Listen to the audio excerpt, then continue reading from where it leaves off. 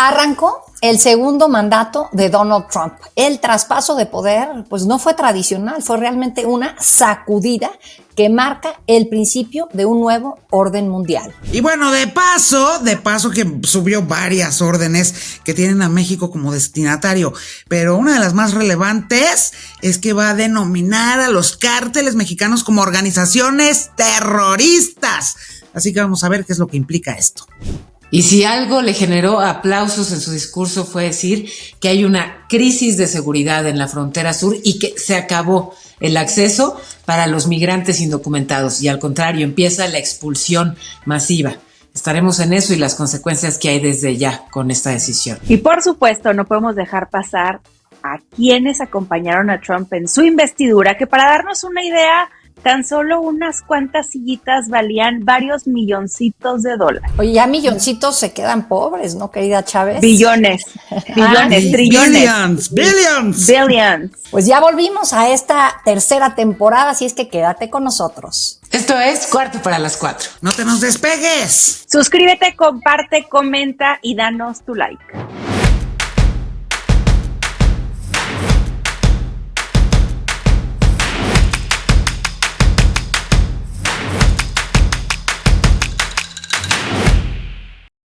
¿Qué tal? Estamos en un nuevo episodio de Cuarto para las 4 y obviamente el tema es Donald Trump. Este regreso impactante a la política de alguien que en su momento algunos comentaristas en Estados Unidos habían dicho que ya se había ido como un paría de Washington D.C. y regresa turbo reforzado.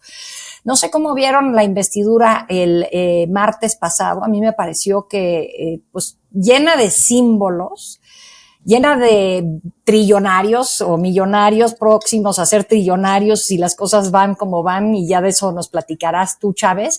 Pero pues para arrancar, yo digo que esto marca el principio de un nuevo orden mundial, porque tenemos a un Trump platicando de adueñarse de territorios, de cambiarles de nombre en este caso a un espacio cuerpo de agua al Golfo de México, que ahora se va a llamar Golfo de América, eso dice Trump. Y yo leí en El País una columna buenísima que decía el que se debería de llamar el Golfo de América es Donald Trump, con toda su currículum que tiene de tratos con prostitutas, esposas, en fin.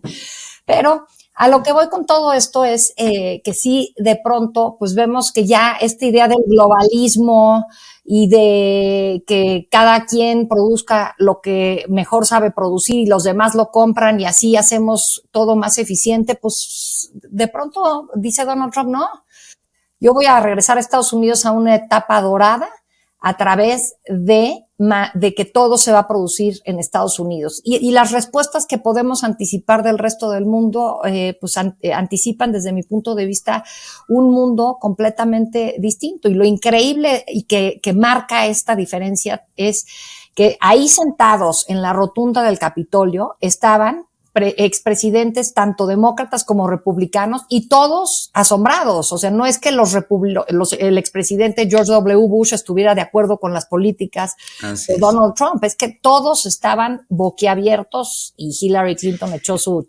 risita. Yuris. Hasta su carcajada. No, bueno, pues es que en el caso de Donald Trump, a mí me parece todo tan contraintuitivo para Estados Unidos en principio, ya deja tú para nosotros y el resto del mundo. Para los propios norteamericanos han de decir, ahora sí que what the fuck, o sea, WTF, porque los primeros en pagar costos muy altos de este tipo de políticas y decretos que ya está anunciando el ahora sí de 2 veces presidente de Estados Unidos, Donald Trump, son absolutamente balazos en el pie. Digamos, estaremos a la espera de a ver cómo se va a poner el tema de los aranceles que ya anunció para México y para Canadá. Porque eso sí, para México y Canadá ya dijo que el 1 de febrero los pone. Para China ya veremos, dijo más adelante, porque claro que los bullies pues saben con quién se meten y nunca se meten con los que son de su tamaño.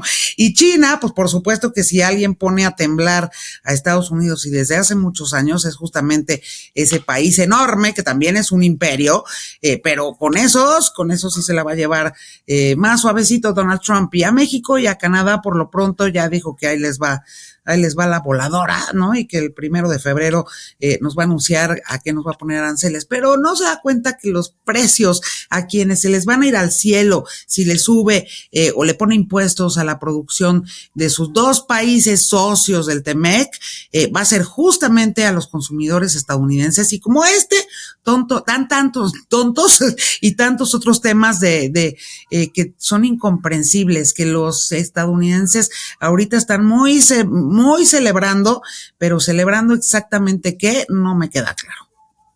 Sí, es un Donald Trump que regresa a la presidencia con mucha más fuerza. No solamente es más brutal, digamos, su discurso, sino que efectivamente es hoy más fuerte. O sea, tiene mayoría republicana en el Congreso, en ambas cámaras, en el Senado y en la Cámara de Representantes. No tiene contrapesos importantes o no tendrá un freno desde el Poder Judicial. Tiene a los señores del dinero con él y de él. Y además, pues digamos que lo apuntala el desprestigio o el mal trabajo o el mal gobierno que tuvo Joe Biden, y junto con Biden pues el progresismo queda totalmente vapuleado, ¿no? O sea, digamos que económicamente fueron años malos para los Estados Unidos, y además pues un expresidente Biden que ya por lo mencionamos la pandemia aquí, también, pues sí, pero un expresidente Biden que, bueno, pues errático y todo lo que ya dijimos más de una vez, tan preocupante y tan lamentable. Entonces, todos los aspectos es como si se hubieran alineado los astros a favor de Donald Trump y de su discurso, al que llega, insisto, con toda la intención de profundizar en el proteccionismo y de avanzar en su agenda, por ejemplo, energética, donde adiós a las energías limpias y al contrario vamos a hacer más pozos, ¿no? A seguir seguir apostando al petróleo. Drill, dijo, ¿no? Exactamente, con un secretario de Energía que es un petrolero. Y bueno, pues el tema de la diversidad, ya dijo claramente, para mí hay dos géneros, o para mi gobierno solo dos géneros, male and female, masculino y femenino. Y además los aplausos que arropan a un Donald Trump con todo este poder acumulado que parece listo para arrasar con todo. Yo no sé ustedes, pero ayer que también veía, perdón, estamos grabando el martes, esto está saliendo un jueves, pero estamos como todas aquí muy consternadas hasta cierto punto de todo lo que vimos ayer. Yo, más allá de centrarme en la figura de Donald Trump, a mí en lo personal ayer me quedó claro que es el comienzo de todo un movimiento que pareciera que no tiene límites y no conoce fronteras, en el sentido de que sí, cuando vemos también a los invitados, que llegaré a eso después, en donde hay una clara ideología marcada hacia la derecha, hacia la extrema derecha, te habla del surgimiento de pues una nueva forma, una nueva ideología, en donde si bien no hay contrapesos, antes, cuando tomó tuvo la primera posesión de su primer mandato, tuvo un contrapeso a cierto punto que era, por ejemplo, el Washington Post o en efecto Meta, con las restricciones que posteriormente tuvo y que hoy estos límites, estos contrapesos ya no existen. Y para mí también es muy representativo de los tiempos que estamos viviendo todo lo que pasó con TikTok.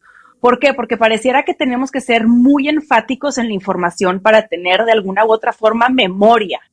A mí me impactó cómo muchos en Estados Unidos principalmente se les olvidó que el que comenzó con la prohibición de TikTok fue Donald Trump. ¿Así? E irónicamente terminaron, esto fue en el 2020, y terminan agradeciéndole a Donald Trump por no prohibirlo.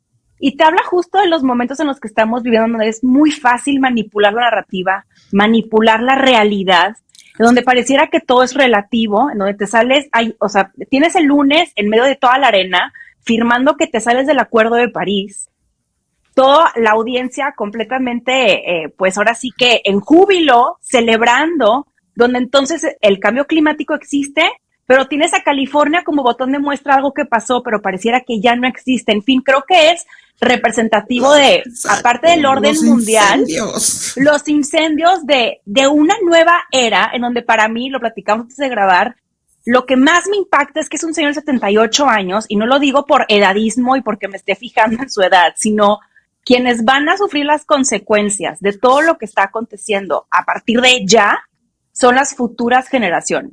De entrada, su hijo Barron, que estaba muy feliz, ya sabemos cómo habla y cómo se ve después de muchísimos años, pero justo él y su generación son los que van a sufrir muchas de esas consecuencias. Sí, esto que dices, Chávez, de un nuevo movimiento, me impacta que cuando Obama ganó, parecía que él iba a tener un movimiento que iba a predominar en Estados Unidos por mucho tiempo. Y resulta que estuvo durante sus 2 mandatos. Llega Trump y dice, no, es un bache en el camino, pero ya regresa con Biden este movimiento, ¿no? ¿Y cuál? El bache fue Biden. El movimiento de Trump parece que es el que va a perdurar y eso me parece, pues lamentable para los que creemos en las libertades, en el respeto. O sea, no tuvo ni un comentario para agradecerle a Biden por haber sido presidente de Estados Unidos, como suele ocurrir. Llega alguien, es un traspaso pacífico de poder, le puedes decir, oye, muchas gracias por tu servicio al país, y luego hablar de unidad. Él dice, quiero ser un pacificador, quiero ser recordado como alguien que unió a Estados Unidos, y de inmediato va y habla de que quiero adueñarme del canal de Panamá. Entonces, como es medio esquizofrénico. Cuando él dice que su eslogan es el de MAGA, ¿no? Make America Great Again, valdría la pena que no nada más todos los norteamericanos, sino también todas las personas del mundo nos preguntamos qué fue lo que hizo grande a América o a Estados Unidos en el momento en que, pues claro que lo fue una potencia en ascenso y en consolidación en menos de un siglo, en muy poco tiempo. ¿Qué fue lo que lo hizo grande? Bueno, de entrada, pues sí, por supuesto, los Founding Fathers, pero también sus apuestas por las libertades a lo largo y ancho, no nada más de Estados Unidos, sino de todo el planeta. Claro que hay muchos momentos muy cuestionables de su política exterior durante tanto tiempo, pero ¿qué hizo a América grande como sí lo ha sido durante muchísimas décadas? Hombre, yo pienso claro, a América la hizo grande, pero Walt Disney, pero Martin Luther King, pero, o sea, ¿sabes? Y todos los nombres que nos puedan venir a la cabeza, todos están asociados de una u otra manera a la lucha por las libertades. Y justo Make America Great Again no tiene nada que ver con la apuesta de libertades. Si acaso por la libertad de mercado y al interior de sus fronteras, o sea, no con el resto del mundo. Sí, porque para el resto del mundo más bien Exacto. Lo que está planteando es proteccionismo. Pero fíjate, ya que hablas de libertades, Yuri, se plantea como quien reinstaura la libertad de expresión en los Estados Unidos. Y además pues se compromete a que él no va a perseguir a los opositores políticos.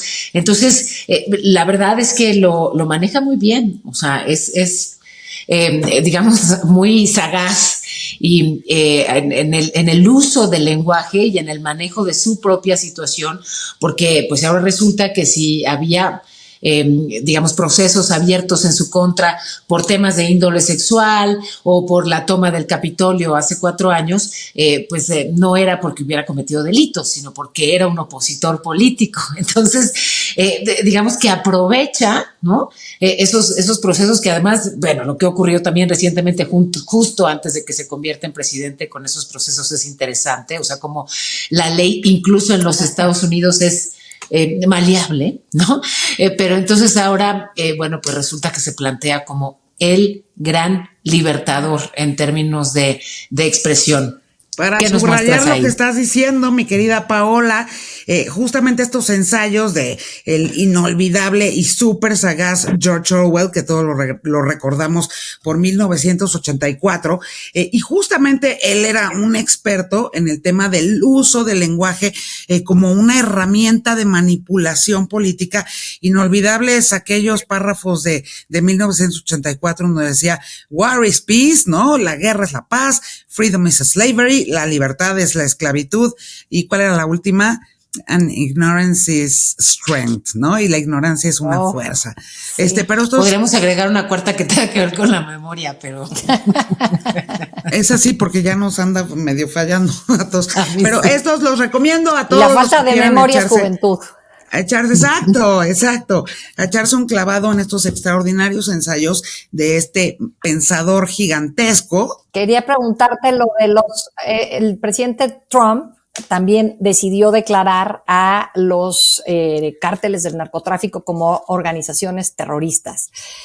¿Qué hay ahí, Yuris?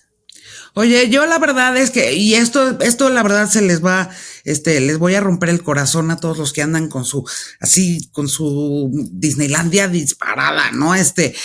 La verdad es que no va a haber mañana una invasión de Estados Unidos a México, para desaparecer a los cárteles del narcotráfico en nuestro país y de paso aprovechar para ver si en una de esas, y hay mucha gente que claro que se pone muy contenta con esa idea, lo han expresado con copiosa felicidad en estas últimas semanas. Eso no va a ocurrir, no vamos a hacer el Estado 52, o sea, no va a pasar nada similar a eso.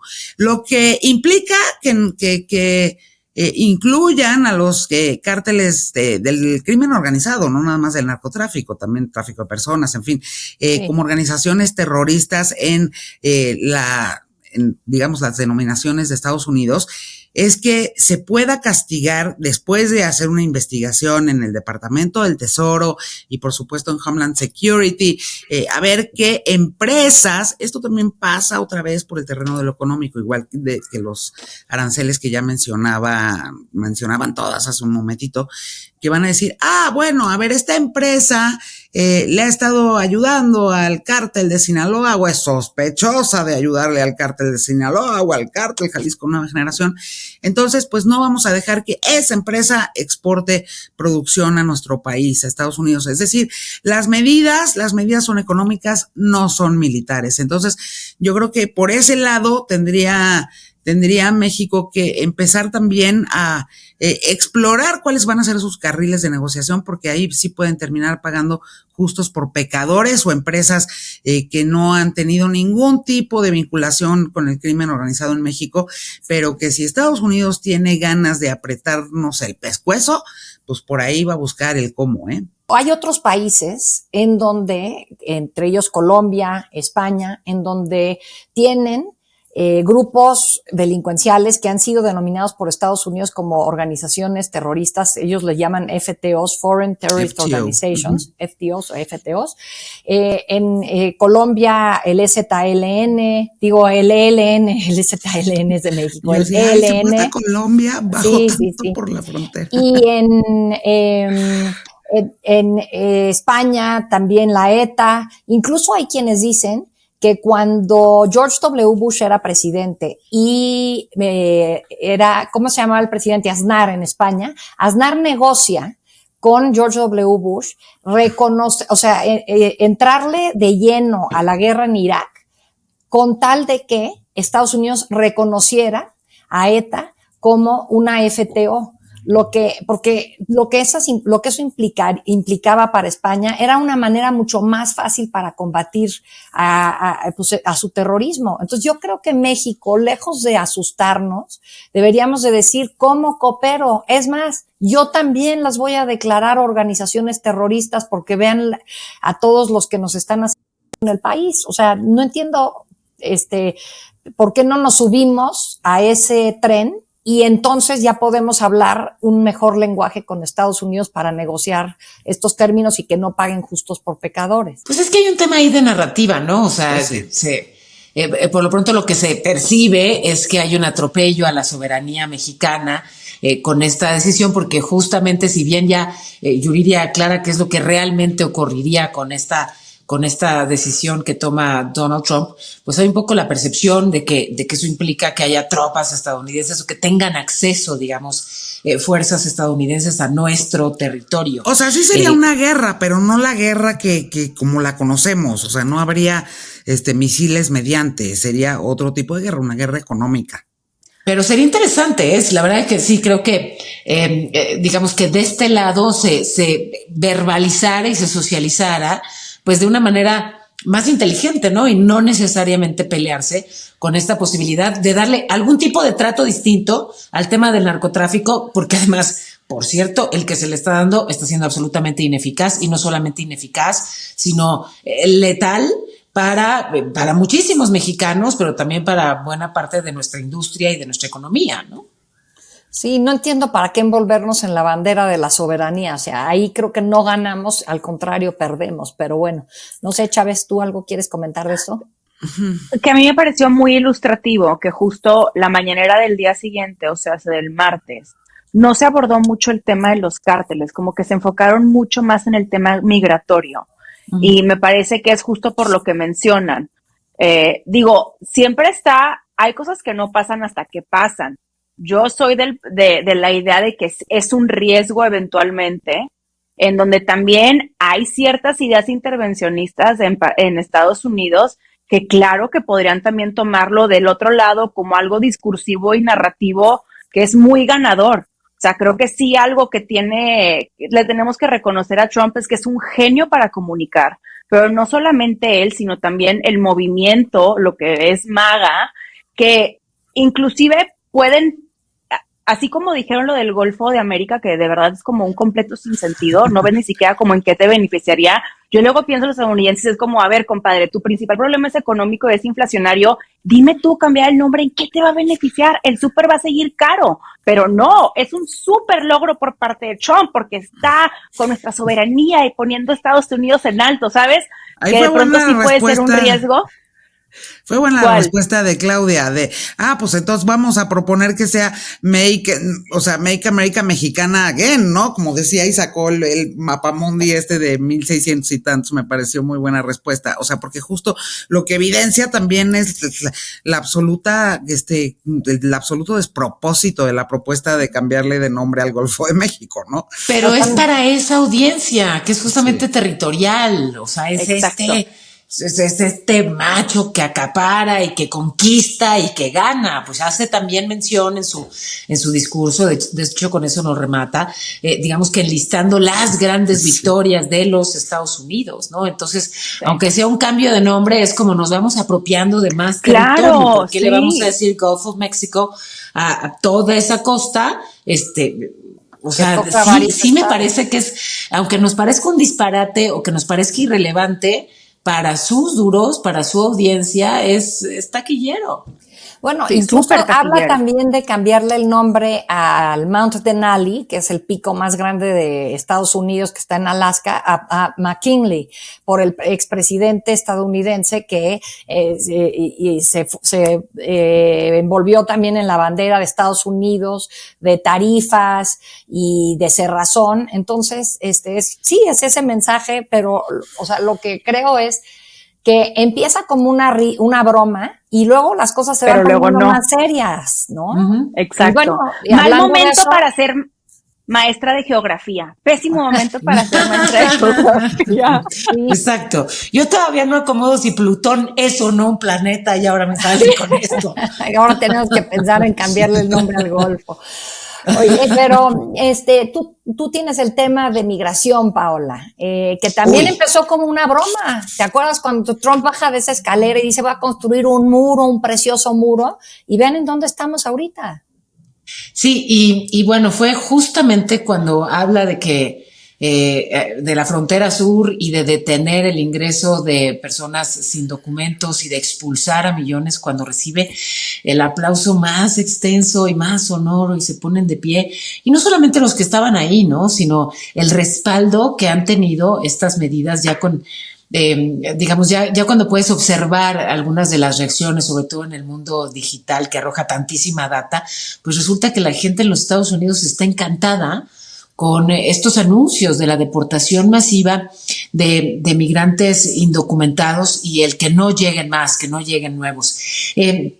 Y bueno, varias cosas que decía al respecto. Una, que logísticamente es imposible, ¿no? O sea, no tienen hoy por hoy el personal, las oficinas, las vías para expulsar a 11 millones de personas. Aquí nada más una cifra del Consejo Americano de Inmigración, que estima que deportar a 1 millón de personas por año cuesta $88 mil millones anuales. O sea, es un dineral.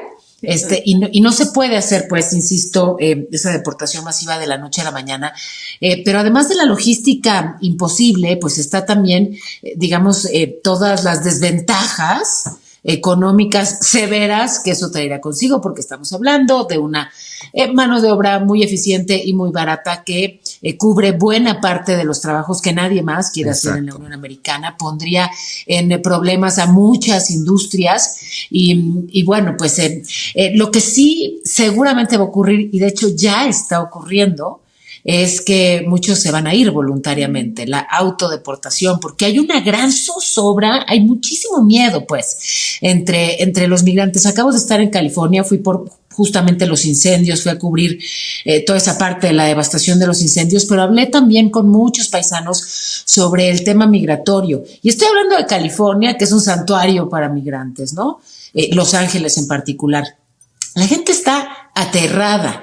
Y bueno, cuando todos allá conocen historias de personas que han sufrido una deportación y no quieren pasar por eso. Nadie quiere estar meses en un centro de detención de migrantes, que si ustedes conocen estos centros son peor que prisiones. Hoy entrevisté a una joven que estuvo 3 años en la prisión y 1 en un centro de detención. Dice que es peor el centro de detención que una prisión estadounidense. Entonces, nadie quiere pasar por ese proceso, nadie quiere ser deportado intempestivamente, prefieren hacerlo ellos controlado, con, pues sí, sus propias vías, y eso pues le ahorraría además un dineral, ¿no? O sea, en vez de que tenga que ser un gasto que asume el gobierno estadounidense para deportar a la gente, muchos lo harán voluntariamente para no vivir con ese miedo y para no pasar por un proceso pues doloroso, incluso de separación de familias. Oye, el discurso justamente de la obispa, cuyo nombre ahorita no recuerdo porque ya quedamos de la memoria, digo, ¿no? Pero el discurso que dijo esta obispa durante la misa en el contexto. Mariana Edgar Budde, bueno, se escribe Budde. O sea, justamente esos, a mi juicio, son los valores que hicieron a América grande en su momento, y hoy están completamente desaparecidos del mapa discursivo del trumpismo, ¿no? Y justamente decía que los migrantes en Estados Unidos no son criminales, o sea, que ni de lejos la mayoría de ellos son criminales como se les intenta retratar, y que al contrario son personas que le dan una enorme vida y vitalidad no nada más a la economía, sino también a la comunidad en Estados Unidos, ¿no? Y a la casa del presidente y del vicepresidente. Así Melania es, y Usha son es. inmigrantes. O sea, digo, lo que pasa es que ellos a veces han dicho que lo que están es en contra de la indocumentada y no de la documentada, pero siento que lo dicen muy poco y no refuerzan esta idea de cómo Estados Unidos se ha hecho gracias al talento de los migrantes y cómo la demografía de Estados Unidos sigue siendo beneficiada precisamente por las olas migratorias. Si no, ¿quién mantiene a los viejitos? El propio Elon Musk es un migrante. Además, o sea, también. Así de sencillo, sí. ¿No? Así de fácil. Sí, ¿no? Pero sí creo que sí hay un enorme enemigo en este momento para los migrantes y para los mexicanos, es el fentanilo. Porque ese es el argumento que le permite a Donald Trump mezclar, ¿no? El tema migración con el tema México, con el tema seguridad. Y como, sí, la gente está aterrada de ver a tantos adictos, a tantos muertos, a tantos zombies, porque además es, o sea, corporalmente espantoso, ¿no? Cómo se transforman los adictos al fentanilo, espantoso. Pero ahí, ¿por qué no dice el gobierno de México, esta crisis del fentanilo la iniciaron ustedes? Fue Purdue Pharma, no, sí la dice. FDA, pero sí dice, o sea, el gobierno de México lo tendría que comunicar mucho más, porque yo sí creo que en Estados Unidos creen que esos zombies son culpa de México. Y creo que México ahora envía fentanilo, pero la adicción la crearon los propios estadounidenses y yo no veo que lo digan de una manera más enfática. A ver, otra cosa también muy, muy cierta es que por más que tú envíes el fentanilo, tienes un enlace en Estados Unidos para que lo circule y lo trafique. O sea, no es como que mágicamente llega ahí, ¿verdad? Que es lo que también tienen que empezar. O sea, no cae mediante drones o así como la cigüeña de que, hola gente, consuman fentanilo. O sea, tú claramente tienes a puntos clave en Estados Unidos que eventualmente también lo están mandando. Pero, a ver, es que justo por lo mismo yo decía que es como toda una nueva era en materia discursiva y narrativa, porque ahorita la razón es lo de menos.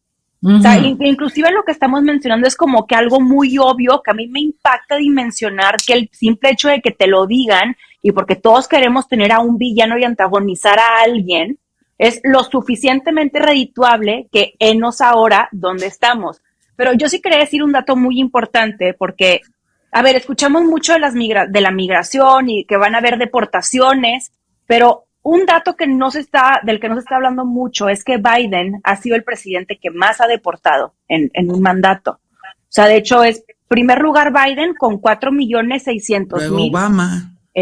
Lo sigue Obama en segundo lugar, Obama en tercer lugar, y luego es Donald Trump en cuarto lugar. O sea, inclusive en eso, tú dices, bueno, pues si eres demócrata y es una bandera que quieres de alguna u otra forma ondear para tener más electores, pues ni siquiera lo supieron comunicar bien.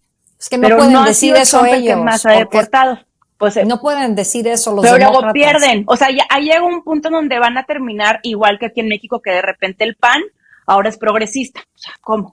Van a llegar a ese punto seguramente también. Aunque afortunadamente, les digo algo, me ha gustado mucho que han salido ya muchos como que de ese closet del PAN a empezar a como señalar ciertas cosas que les gustaron mucho de los Estados Unidos. Hubo un liderazgo del PAN que dijo que qué hermosura que en Estados Unidos tengan a Dios tan presente y al centro de toda una ceremonia. Y hay muchos que están inclusive, bueno, el mismo Marco Cortés que está prácticamente diciendo, adelante Estados Unidos, por favor invádeme, me urge. Que te digo que muchos están muy inflamados de su Disneylandia. No han volteado a ver a Afganistán, ni a Irak, ni a todos esos países. No, desmemoriados por completo, o sea. Pero fíjate que del héroe. Es que hace dos menciones muy relevantes de Dios, Donald Trump, como que lo pone al centro de su discurso. Entonces, por eso me parece todavía más potente y más importante esta referencia que mencionabas, Yuriria, de la obispa protestante. Pues sí, claro. Que bueno, justamente en misa le dice una última plegaria, señor presidente, y habla de los gays, de las lesbianas, de niños trans y de quienes hoy levantan las cosechas, limpian todo y que en su mayoría migrantes indocumentados no son criminales, sino son personas, son buenos vecinos que acuden al templo, ¿no? O sea, entonces si se va a mencionar a Dios y se le va a poner al centro, bueno, pues vamos siendo congruentes, ¿no? Si Dios, digamos, el Dios judeocristiano, al menos, que es el que ocupa la geografía, la mayoría de la geografía del continente americano, el Dios judeocristiano, pues es ante todo, o tendría que ser ante todo compasivo, ¿no? O sea, ¿y qué tiene que ver todo esto que está pasando con la compasión? ¿Qué creen? Nada, 0, X, o sea. Sí, pero es un manejo del miedo muy inteligente. Sí, totalmente. Y de decir que a él lo salvó Dios de la bala que le pudo haber dado en la cabeza para hacer América grande otra vez. Imagínate si eres un súper creyente que te digan eso, ya no hay manera. Claro. No te pueden decir nada de Trump que te haga pensar que no es el mejor presidente de Estados Unidos. Ya eres elegido por Dios. Claro. Uh-huh. No, Marcial Maciel 2, lo siento, o sea, es que hay tantos paralelismos, o sea, es que están así, es un enviado, haz de cuenta, ya es como programación sectaria. Eso. Oye, Chávez, ¿y qué onda con los otros invitados? Además de Dios que estuvo ahí sentado en las piernas de Trump, ¿qué otros invitados te llamaron la atención? ¿Qué imagen? A ver, no, definitivamente los invitados, pero voy a hablar ahorita meramente de la ceremonia que se dio al interior del Capitolio, ese mismo que Trump intentó tomar, pero bueno, entre que sí, que no, y estamos en un punto en el que hasta los hechos y los datos se debaten, pero de pronto, una de las primeras acciones que hacen cuando asume la presidencia es perdonar a muchos que estuvieron en ese capítulo del 6 de enero, pero bueno, dejemos eso de lado. Definitivamente llamó mucho la atención que detrás de la familia de Donald Trump estuvieran sentados pues nada más y nada menos que estos personajes, hombres todos, por cierto, que controlan pues las compañías de tecnología más relevantes dentro de los... A ver, Jeff Bezos llamó mucho la atención. No sé si por él o por su esposa, porque definitivamente creo que entre el sombrero de Melania, la esposa de Jeff Bezos y cómo se le fueron los ojos a Mark Zuckerberg, eso inundó los memes. Bueno, y la risa de Hillary Clinton cuando dijo que iba a nombrar el Golfo de México como Golfo de América, creo que eso definitivamente... Los 4 momentos. Bueno, ahora sí no, que... bueno, y el saludo de Trump, ¿no? Así, el de saludo Elon. más Ah, no, de Musk, Ajá. de Elon Musk. De Elon Musk. Musk. Ese episodio como que ahí terminaron de armar todo, pero sí fue muy relevante el tener a Mark Zuckerberg, el CEO de Meta, a Tim Cook, CEO de Apple, al CEO de Alphabet, a Elon Musk y a Jeff Bezos en un, y al de espacio, TikTok. Google. Y al de TikTok. Bueno, pero el de Y de TikTok, Google. Y de Google. O sea, creo que la gran diferencia el de TikTok y el de Google, y digo, son muy relevantes, pero es que también ellos estaban acompañados. Del otro lado estaba Bernard Arnault, del que nos habló mucho, también el más rico de la India, que ya se me acaba de ir ahorita su apellido, pero sí es muy relevante, y más que nada a mí lo que me parece muy relevante son las posturas de Mark Zuckerberg y de Jeff Bezos, que te ilustran mucho también lo que significa esta nueva era del trumpismo, en donde, como les mencioné al principio, fueron 2 personalidades y 2 liderazgos que estuvieron en contra del liderazgo de Trump, y que ahora de pronto son los ultra mega cuates. Y que esto también te habla de una nueva composición oligárquica, que bien o sea, es algo que sí advierte Biden, y yo sí, en efecto, estoy de acuerdo con esa premisa de lo que él menciona, pero es muy relevante porque es como, diríamos en México, el fuera máscaras, de la manera más cruda y real, habida y por haber, en donde el poder político está completamente respaldado por el poder económico del país. Y en donde estos cuates son los que al final del día también controlan la nueva manera de comunicarnos, pues ojalá que fuera de comunicarnos nada más en Estados Unidos, no, a nivel mundial. Global, sí. Oye, global. Dices eso, Biden cuando da su discurso de despedida que habla de que viene una oligarquía para Estados Unidos, vi que en Google luego subieron las preguntas de qué es una oligarquía en Estados Unidos, porque pues quizás no sabían, ¿no? Tenían que asomarse a Rusia, México, en fin. Miss, explícalo, Miss. Pues hacerte rico a costas del Estado, ser amigo del presidente, y eso te da contratos y eso te da dinero. De los ricos, ¿no? De personas. Sí. Gobierno de los ricos. Exacto. Claro, que a ver, también hay que decir que, por ejemplo, en Estados Unidos, todo el merequetengue que vieron de lunes está financiado por compañías y también por individuos que dan un tipo de donativo que para mí es una corrupción institucionalizada, en donde tú aportas a un fondo para todos los temas de la inauguración, que no son nada más los del lunes, también fueron los eventos del sábado, del domingo, en donde das una aportación, y si tú ves quiénes aportan, ahí te deja entrever perfectamente los intereses a los que se compromete el nuevo gobierno. O sea, tan es así que inclusive una de las empresas de cabildeo más grande de Estados Unidos aportó tan solo $3 millones para toda la ceremonia, que es muy mainstream. Hasta eso me impacta lo buenos que son para hacer de algo tan de flojera como una investidura, algo de un show, o sea, hasta el baile fue un show. Eso sí les admiro profundamente a los americanos. Ah, bueno. Pero los reyes del entretenimiento, y eso que el friazo no les permitió hacer la ceremonia en la escalinata, que es la verdad mucho más espectacular que hay metidos. Pero fíjate, sí creo que esto va más allá del nuevo gobernante de un país. O sea, sí es un asunto global. El que estuvieran ahí todos estos de las grandes empresas pues de comunicación y de tecnología. O sea, los grandes, y además los también, grandes ojo, de tech, ¿no? Sí, y que Trump lanzara su criptomoneda horas antes de convertirse en presidente, o sea, porque al final sabemos que, ¿no?, que las criptomonedas son de alguna forma, vaya que si una moneda es respaldada, ¿no?, el dólar, por ejemplo, es respaldada por un gobierno, por lo que, digamos, hay en las arcas de los Estados Unidos, aquí como que es esta ya, es este grupo de señores que están por encima, ¿no?, incluso de los gobiernos y de las naciones, ¿no? O sea, esto ya es global y es dinero e influencia y economía globales en manos de algunas personas. Ya lo de las naciones va quedando chiquito. A ver, a mí me da risa que dicen, Elon Musk va a tener un puesto en el gobierno, pero es honorario. Compadre, al hombre no le falta ni medio centavo, ¿verdad? O sea, lo de que sea honorífico es lo de menos.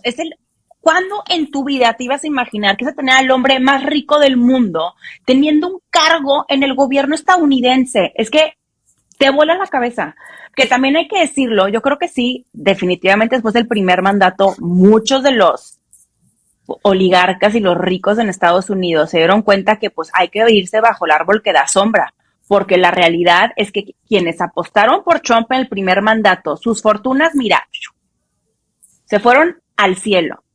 Y ahorita te das cuenta como muchos, pues de pronto como que tuvieron una iluminación del más allá, por no decir que alinearon sus preferencias a conveniencia, ¿verdad?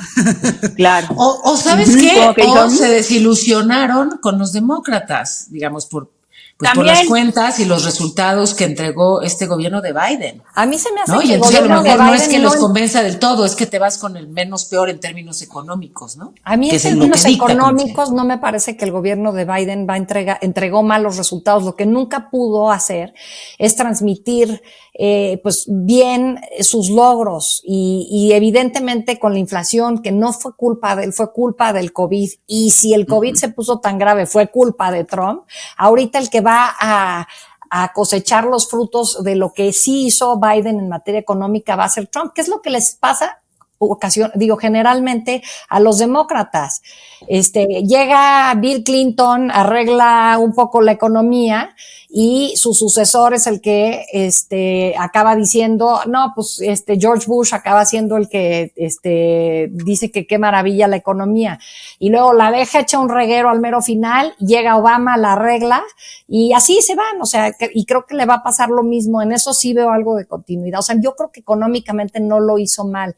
Pero lo que sí me impresiona mucho es en este tema de estos oligarcas y el poder, cómo se han hecho frenemies, ¿no? O sea, hace nada estábamos platicando de cómo iba a haber una pelea entre Elon Musk y Mark Zuckerberg. No sé si se acuerdan que iba a haber una pelea, que se iban a meter dentro de una jaula. Sí. Y ahora ahí están juntitos, felices de la vida. Zuckerberg alineándose a lo que Elon Musk alineándose a un escote. Ah, no, perdón. También. A un bralette.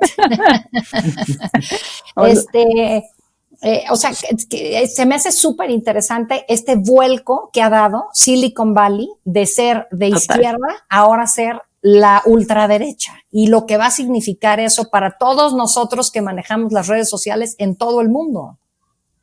Oigan, y yo hablando de ultraderecha y derecha y también de transferencia de imagen, yo sí quería mencionar como porque fue invitado mexicano, que definitivamente dijo, miren, yo de aquí me voy a columpiar, voy a aprovechar que tengo un proceso en el INE para crear mi partido político y de pronto colgarme de todo lo que está pasando en Estados Unidos para ver si puede permear en México, y es nada más y nada menos que Eduardo Verástegui. O sea, no sé si lo vieron, pero el Eduardo salió, o sea, hasta en la sopa el hombre aprovechó a la perfección. Él sí, este fin de semana dijo, comper, que ahí les voy, para pavonearse por todos lados, tirarle la transferencia de imagen y también desde luego que tirarle a migrar este movimiento a nuestro país. Que si tiene éxito o no es otra cosa, pero mira, él estaba ahí bien puesto, bien sobres en todo. ¿Quién está detrás de Eduardo Verástegui? A mí eso no termina de quedarme claro, ¿eh? Pues mira, de entrada Trump. Pero ¿cómo logra que Trump esté detrás de él? O sea, ¿por qué lo voltea a ver Trump? Porque no alcanzó ni las firmas necesarias para su registro que andaba buscando ahorita para la elección de 2024. No, para la presidencia. O sea, ahorita pues vamos a ver, ¿no? Mira, si ahorita andan batallando con el Frente Nacional Democrático, ¿verdad? Ya se me fue hasta el nombre del de Acosta Naranjo y... ¿Sí? Todavía no le acaban de poner bien nombre, según yo. Están decidiendo. Bueno, si ese frente dicen que está batallando para lograr las 250,000 firmas, ojalá y el Verástegui también batalle. Y con esto me van a linchar, pero lo siento, ojalá sí. Mariana No, Chávez. Es que aparte vamos a mantener a más partidos. Pues no, que el PAN ya, insisto, que retome sus orígenes el PAN. O sea, exacto, ahí vamos a andar manteniendo más raza ahí del erario público. No, hombre, no la frieguen. Yo les quiero decir que le quedan 1,458 días a Trump en la presidencia de este teatro político. Así es que aquí seguramente va a dar para seguir platicando muchísimo de esto. No sé si quieran agregar algo más o ya nos podemos despedir, chicas de Cuarto para las 4. No, yo lo único que sí voy a decir que Trump ha logrado lo que por mucho tiempo no se había logrado en México, que es que en cuestión de 24 horas se pudiera lanzar un comunicado con todos los gobernadores firmando, independientemente de la ideología y el partido político al que representen. Eso es un gran logro ya de Trump, porque en México, vaya que esa unión no la habíamos visto en muchísimo tiempo. Pues es que yo sí creo que en momentos como este, a un país como este, el nuestro, México, el concepto de unidad le conviene muchísimo. Y justamente porque hemos estado durante ya tantos años en esta cosa de polarización, muchas veces muy tóxica también para el país. O sea, sí creo que es una buena noticia que los mexicanos, todos, no nada más los gobernadores, sino todos los mexicanos y las mexicanas, o sea, digamos, a ver, espérate tantito, compadre, porque ahora sí que, bro, wait a minutito, porque sí hay muchas personas que van a terminar padeciendo todas estas órdenes que ya, pues ya hasta firmó Donald Trump, ¿no? Y creo que sí tenemos que tener otra vez, si en algún momento la tuvimos, que yo creo que sí ha habido momentos interesantes en nuestra historia, un concepto de unidad nacional frente a lo que puede ser o pueden ser varios episodios muy dolorosos para México, ¿no? Pues fíjate, qué bueno que encuentran este matiz positivo, digamos, que esto detona una unidad en México. Algo ahí esperanzador que suelto antes de irme, porque ya saben que soy optimista y así me la paso mejor, es que, a ver, o sea, si Estados Unidos, si Donald Trump tiene un rival en términos económicos y en otros sentidos es China, y si quiere de verdad competir con fuerza ante ese rival, no puede hacerlo debilitando a sus socios comerciales, claro que no, que son Canadá y México. Exacto. Entonces ahí está el tema de los aranceles, ya dijo que a partir del 1 de febrero, pero digamos enemistarse, fracturar la relación comercial con sus socios naturales porque somos vecinos y porque ya existe un intenso intercambio comercial, no es sensato y no se alinea a su objetivo prioritario, que es, digamos, seguir fuerte ante el gigante que es China. Entonces yo creo que ahí puede que no le vaya tan mal a México. Pues eso, ojalá es el sentido común, nada más que como ahorita creo que es un sentido que está medio ausente. Pero aunque habló de que él está reinstaurando el sentido común, sí, también es lo que esa frase en particular. Exacto.